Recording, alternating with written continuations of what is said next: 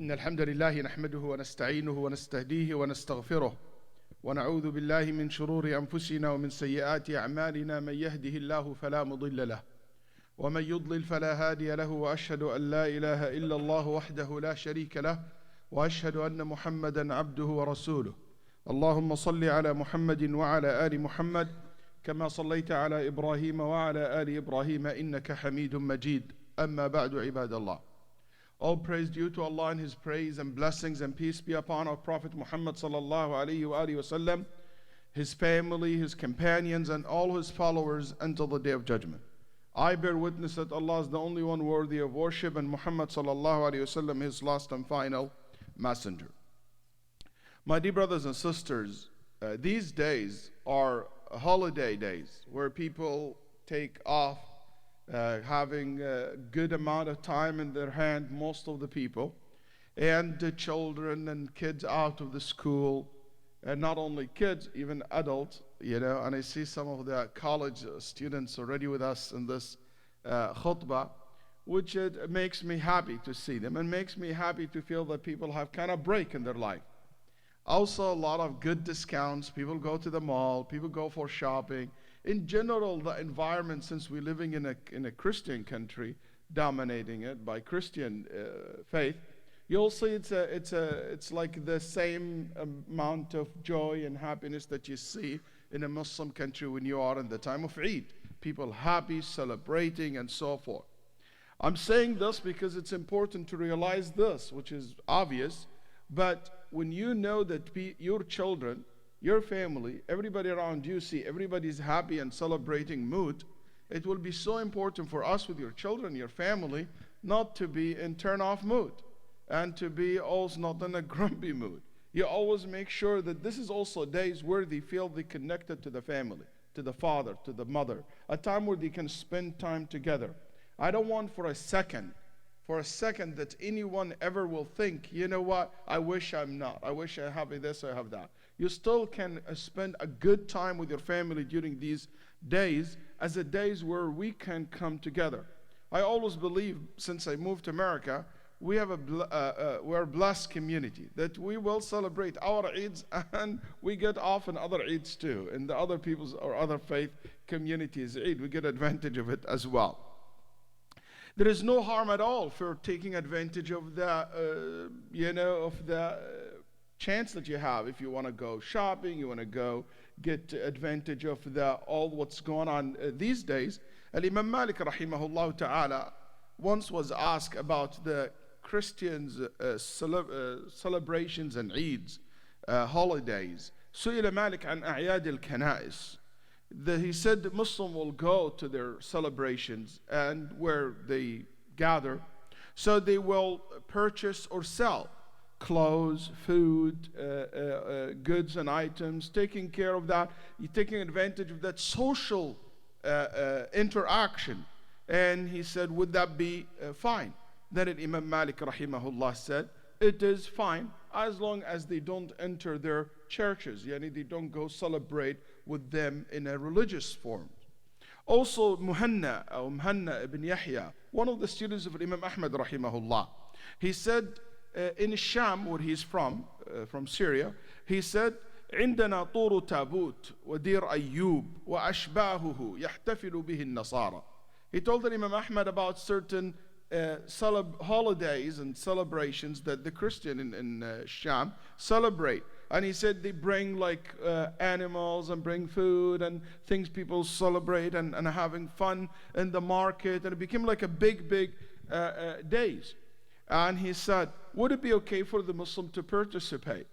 Go eat and basically eat in these markets and bring goods and purchase good? He said, as long as they don't enter the churches, it is okay.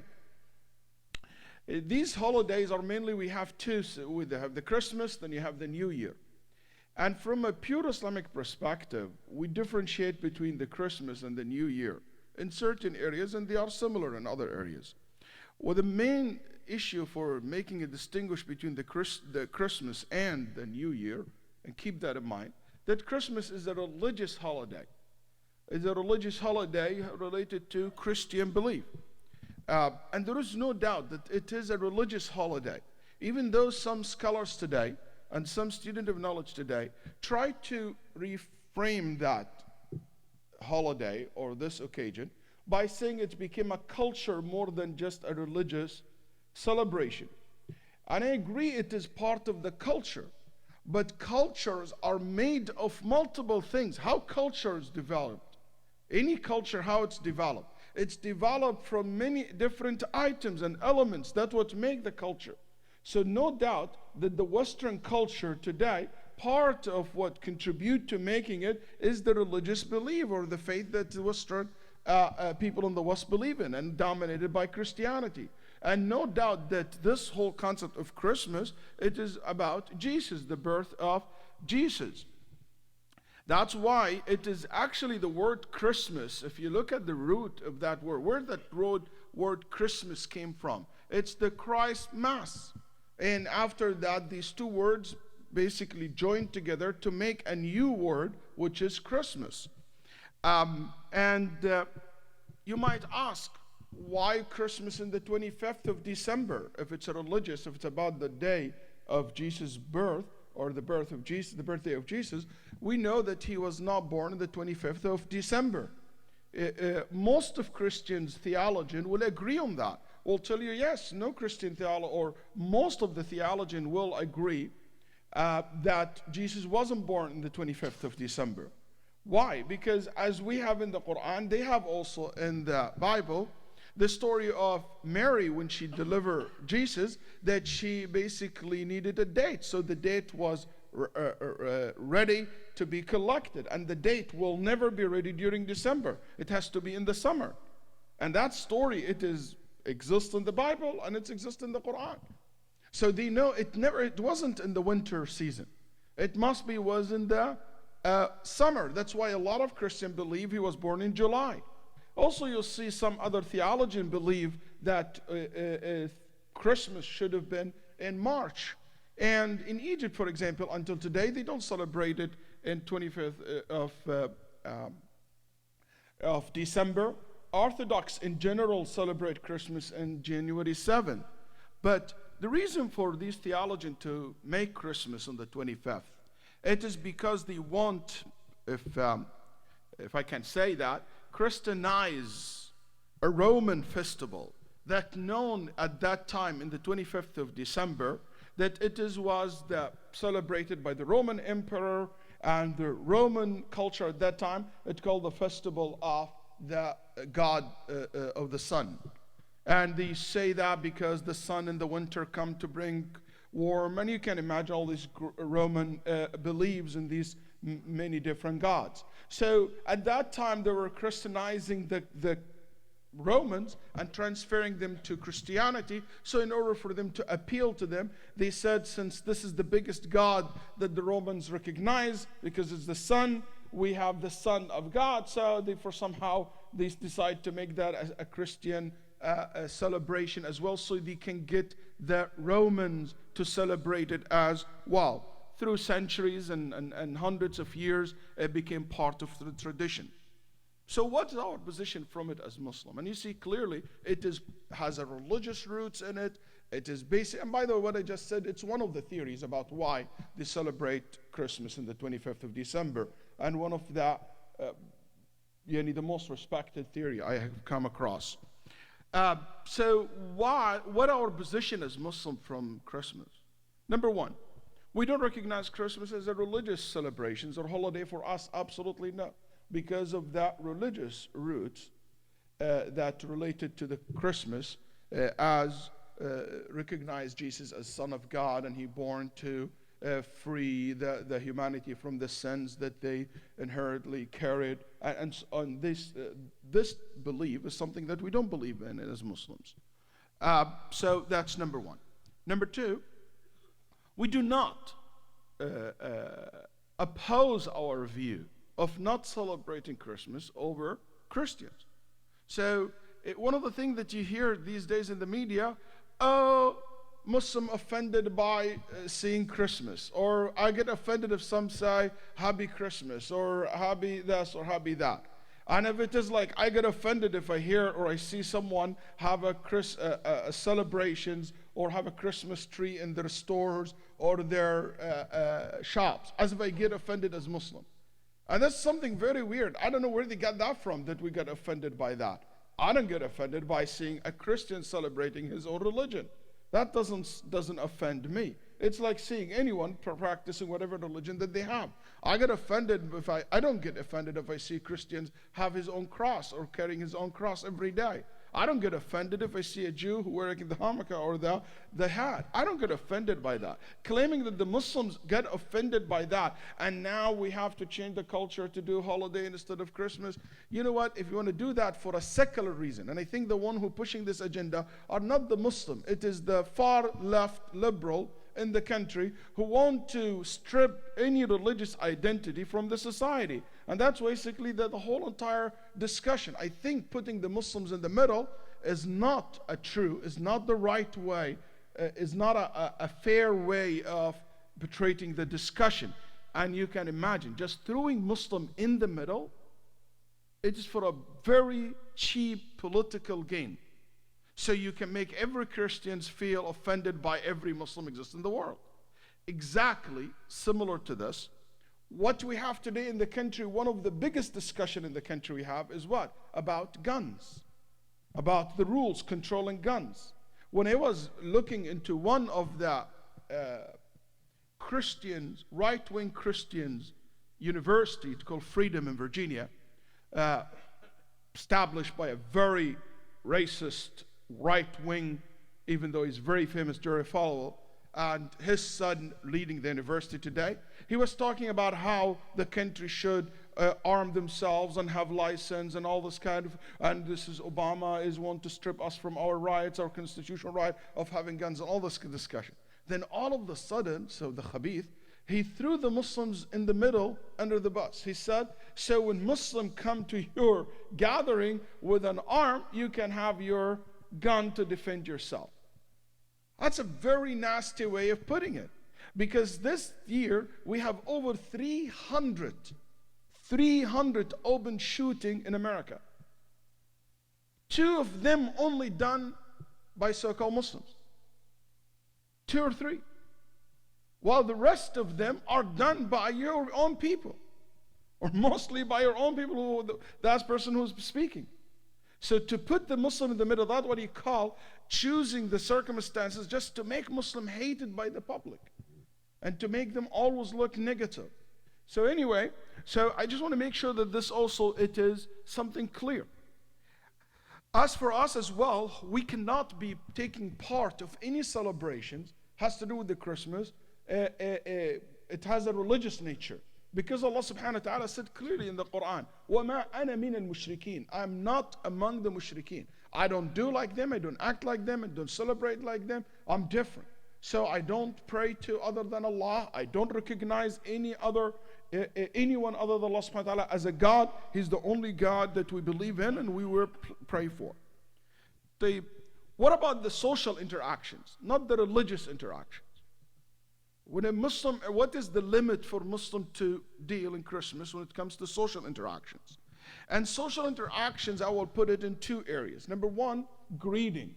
And this is a lot of people ask these days about the issue of greeting.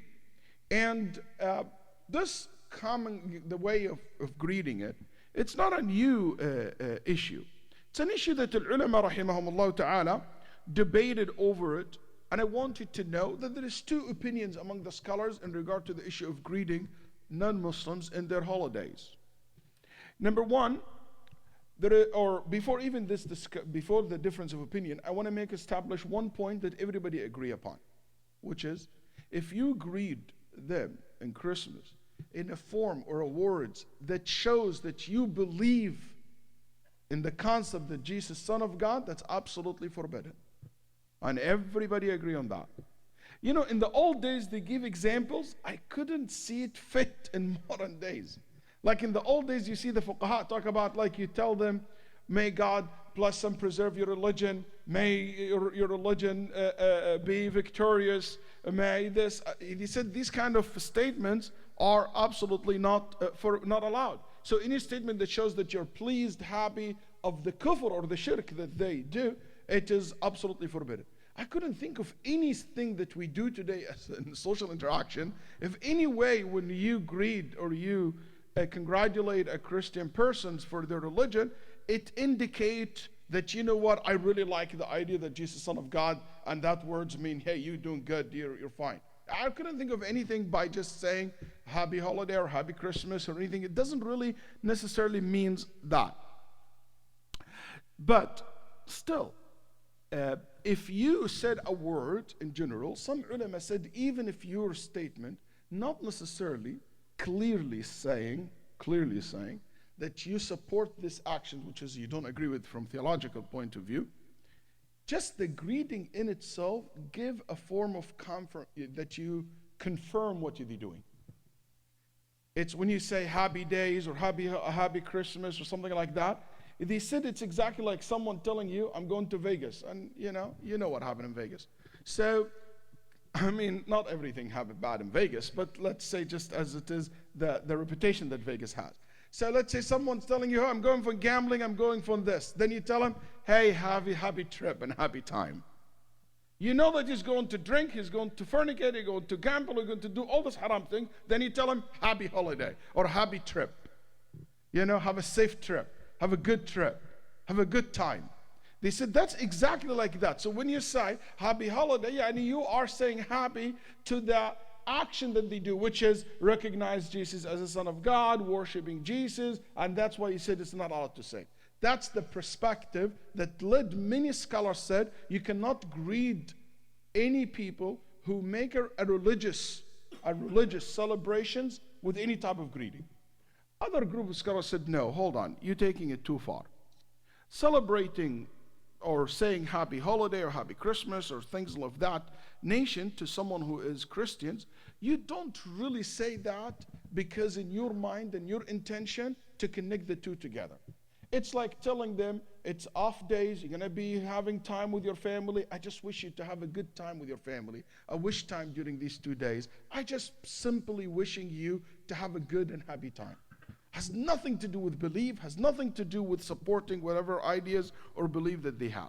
And they said, Allah subhanahu wa ta'ala said in the Quran, لا ينهاكم الله عن الذين لم ينهاكم الله عن الذين لم يقاتلوكم في الدين ولم يخرجوكم من دياركم أن تبروهم وتقسطوا إليهم إن الله يحب المقسطين. That Allah subhanahu wa ta'ala said, Allah does not forbid you from those who do not fight you because of religion and do not expel you from your home, from being righteous, good towards them and acting justly toward them. They said to be nice and good and righteous toward them, to recognize their special days and to say, I wish you a good time, I wish you a happy time, and so forth. And they said it's also just and fair because if they greet you in your holiday, you greet them in their holiday. And when someone greets you with something, you greet them better in return. It's very ironic. I don't know if you ever paid attention to this verse. Listen carefully. Maybe some of you never paid attention to this point. لا ينهاكم الله عن الذين. This verse starts by negation. Allah does not forbade you from those. One might say, what's the difference between saying Allah does not forbid you from doing this and Allah ordering you to do this and that? The ulama rahimahullah raised this question. Allah didn't say in the verse, hey, Allah ordered you to be this and that. He said, He does not forbid you from being this and that to them, which is being good and being just. Why? They said because the natural state, common sense, that the default rules, that you should be nice and good and fair and nice to everybody. And maybe because of their religion, you might think, is there any question here? Allah saying no.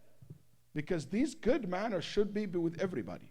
It doesn't matter what their religion is, as long as they are people who are friends and people who share with you their life with no aggressions.